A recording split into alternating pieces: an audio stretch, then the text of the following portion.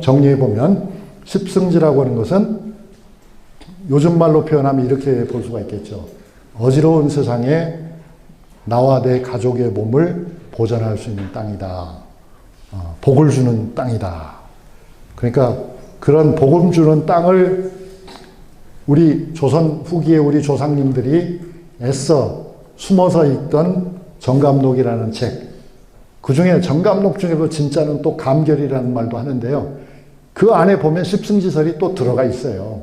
그래서 그 정감록을 보면 핵심이라고 하는 감결, 감결이란 말은 그것도 뭐 말 설명하려면 어렵지만 하여튼 그 결이라는 말은 비결이라는 뜻이에요.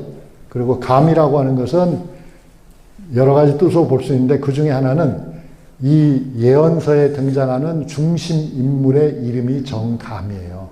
그러니까 감결이라는 말은 정감의 예언 그렇게 되는 거죠. 그러니까 정감의 예언이니까 정감록인 거고요. 근데 그 보면 내용을 제가 분석을 해보니까 이야기체로 되어 있는데 세 사람이 이야기하는 걸로 되어 있는데 정감과 이심, 이연 등장인물이 3명이에요. 그 등장인물 3명이 우리나라 방방곡곡을 돌아다니면서 여기에 가서 이렇게 생겼으니까 나라 운수는 이렇게 되겠구나. 저 산에 가서 저렇게 생겼으니까 나라 운수는 또 저렇게 되겠구나. 그런 이야기들이 쭉 나오거든요. 그런데 그 세 사람의 주인공의 특징을 보면은 정감이라고 하는 사람은 천문의 대가예요. 그리고 이심이라고 하는 사람은 풍수의 정통이에요. 그러니까 천문과 풍수, 천문지리죠. 그러니까 천문지리를 따져서 국가 운명을 예언하는데 그럼 이연이라는 사람은 뭐냐면 보조자 역할을 해요. 이 사람은 정감이나 이심이 한 말을 역사적인 사건과 견주어 가면서 말을 거두는 그런 역할을 해요. 그래서 정감록의 구도까지만 얘기하고 10분 쉴게요. 정감록을 보면은 어디에서부터 시작해서 어떻게 끝나냐면 말하자면 일종의 풍수지리 여행기예요. 이 여행이 어디 세 사람이 한다고 했죠. 정감과 이심과 이연이. 그런데 어디에서 이야기를 시작하냐면 금강산에서 시작해요. 금강산에서 시작해가지고 무대를 삼각산, 한양이죠. 서울로 옮겨요. 그리고 다시 금강산으로 들어가요. 그런 다음에 다시 가야산으로 나가요. 가야산은 어디냐면 경상남도에 있잖아요. 그죠? 가야산으로 가요. 이 사람들이 가지 않은 곳은 어디냐면 평안도, 함경도 이쪽에는 가지 않아요. 그러니까 이 사람들이 왔다 갔다 하는 길은 다 태백산이나 소백산을 밟고서 왔다 갔다 하는 길이에요. 그러니까 그 사이에 십승지가 배치되는 것은 어찌 보면 매우 당연한 일이다.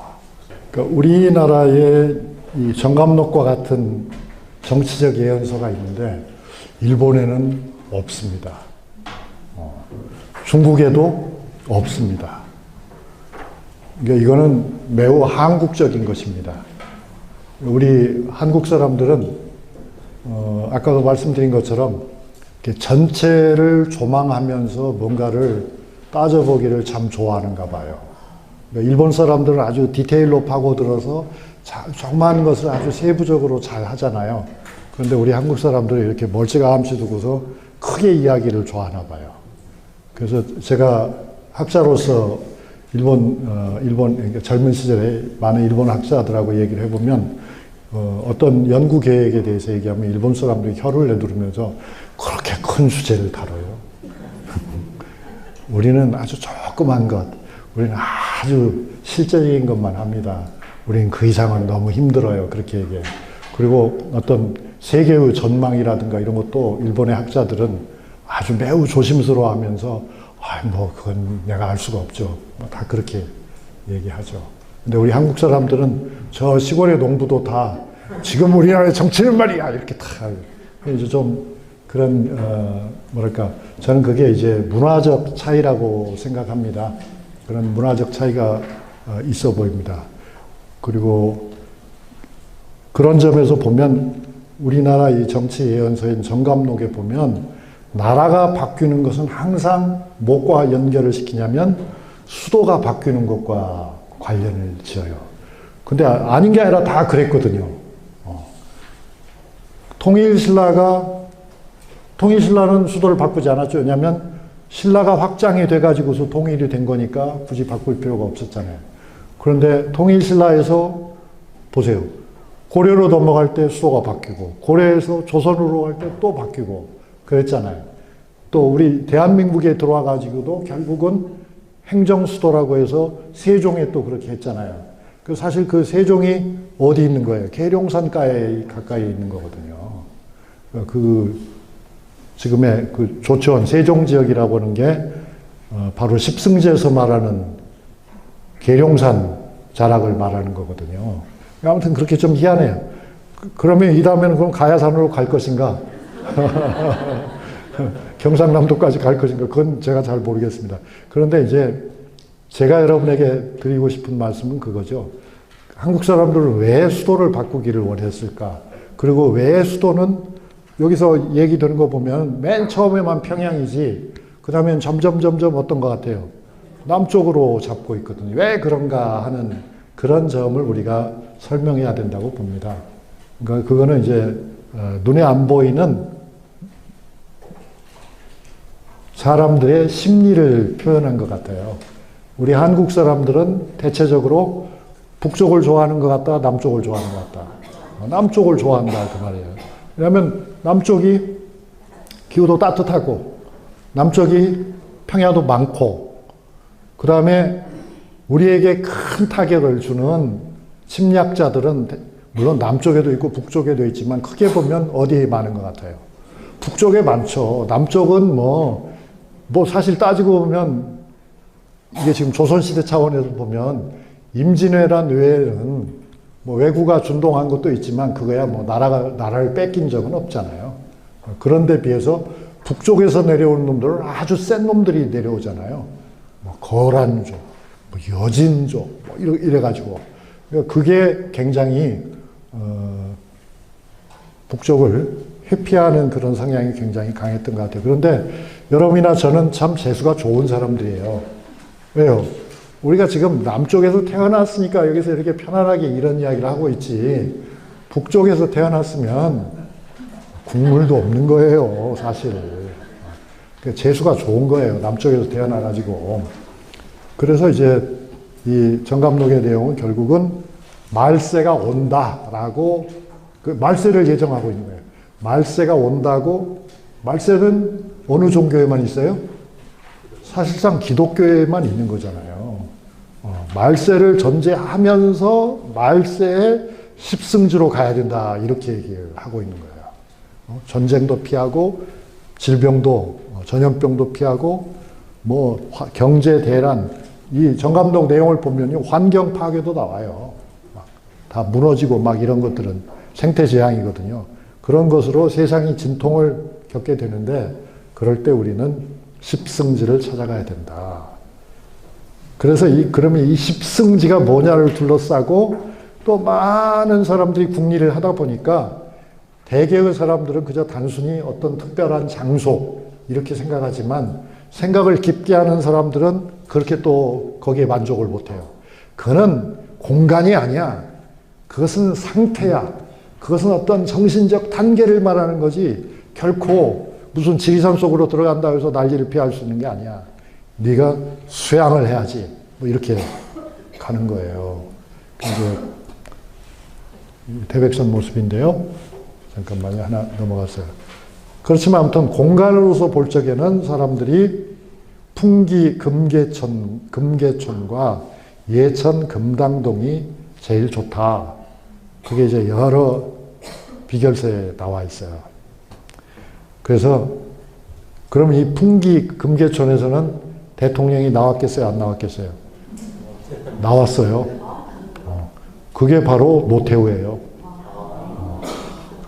노태우의 할아버지가 원래 북한 사람인데 십승지를 믿어가지고 풍기로 내려온 거예요. 웃기죠? 그런 사람 많아요. 제가 알고 있는 사람들 그렇게 하면 10사람 넘게 있어요. 우리나라에서 여러분들이 대개 이름 알만한 사람 중에서 북쪽에서 내려와서 성공한 사람 중에 대다수가 다 정감록을 믿고 십승지를 따라왔다가 잘 된 사람들이 있어요. 그러면 그게 맞는 건가요? 그거하고 관계없죠. 워낙 많은 사람이 내려오다 보니까 그 중에 성공한 사람이 나온 거죠. 그렇게 보시는 게 합리적일 것 같고요. 가령 풍기는 산물로 생산품으로 두 가지가 유명하죠. 인삼이 유명하고 또 뭐가 유명해요? 그렇죠. 인견이라는 게 인조견사가 유명하잖아요. 그거 다 누가 만든 건지 아시죠, 여러분? 그거 인삼 재배 시작한 사람도 북쪽에서 온 사람들이에요. 그리고 개성에서부터 내려온 사람들이 그렇게 한 거예요. 그리고 인조견사도 북쪽에서 내려온 사람들이 한 거예요. 그러니까 그렇듯이 정감록을 따라서 사람들이 많이 이동을 했는데 18, 19, 20세기에 많이 이동을 했는데 그 결과 사회적, 문화적 변화가 일어난 게 많아요. 그 다음에 인삼은 다 그래요. 인삼으로 또 유명한 지역이 어디가 있어요, 여러분? 강화도가 있고 또 금산이 있잖아요. 이게 다 길지를 쫓아서 온, 북한에서 온 사람들이 한 거예요. 뭔가 좀 정부가 좀 켜질라 말라 하는 것 같아요.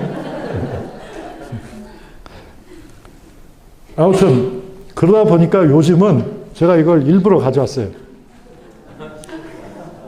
경상북도 영주에서는 지역 소멸의 시대를 맞아서 이걸 가지고 또 지역 마케팅을 해요.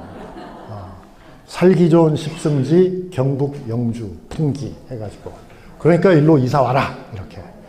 뿐만 아니에요. 충청도에 가도 그런 지역이 많이 있어요. 뭐 단양, 영춘 이런데. 그래가지고 하여튼 그 십승지의 의미가 이제 다르게 쓰이는 거죠. 전쟁이라는 의미가 아니고 어쨌든 십승지에 오면은 잘 먹고 잘 살고 편안하게 진짜 좋아 하면서 그런 지역들이 많아요. 풍기 못지않은 데가 예천이고요. 이제 그런 데를 또 역사적으로 제가 역사가니까 역사적으로 살펴보면 또 이유도 있어요. 역사적인 이유는 대개 세 가지가 있어요. 하나는 그렇게 길지로 손꼽는 데는 세 가지 이유가 좀 많죠. 하나는 뭐냐면 옛날에 뭐 홍건적이 쳐들어왔다든가 외적이 쳐들어왔을 적에 임금님이 피난 간 곳. 그거를 이제 길지로 뽑는 거예요. 안동 같은 데가 대표적이에요. 공민왕이 거기까지 피신했잖아요. 그래서 이 십승지 아니면 뭐냐. 이거 피난해가지고 결국 성공했잖아. 뭐 이렇게. 그런 게 하나 있고요. 두 번째는 이제 순수하게 풍수지리상으로 봤을 때, 그 뭐 산세가 어떻고 해가지고 그렇게 보기도 하고요. 세 번째로는 역시 신앙과 관계가 있어요. 신앙과. 그 어떤 신앙이냐면 본래 우리 조상님들의 신앙은 산신 신앙 있잖아요. 산신. 그러니까 기도빨이 잘 먹히는 산. 기도빨이 잘 먹히는 산을 길지로 보기도 하고요. 그렇게 기도빨이 잘 먹히는 산들이 불교가 들어오면서 또 어떻게 바뀌었냐면 지금 역사적으로 말하는 거예요. 역사적으로 보면 그곳들이 다 불교의 성지가 됐거든요. 가령 오대산에 문수보살이 나타났다든가 금강산에 가면 12,000봉의 부처님과 보살님들이 상주하고 있다든가 그런 이야기들이 있잖아요. 그건 본래 산신신앙에서 나온 거거든요. 지리산이 영산이라는 것도 지리산 성모 마리아가 아니고요. 지리산에 가면은 노고단에 무당의 원조가 계신다. 그러니까 거기 얼마나 센 데인데 그 지리산 성모님께서 다 보호해 주시니까 마리아가 아니라니까요.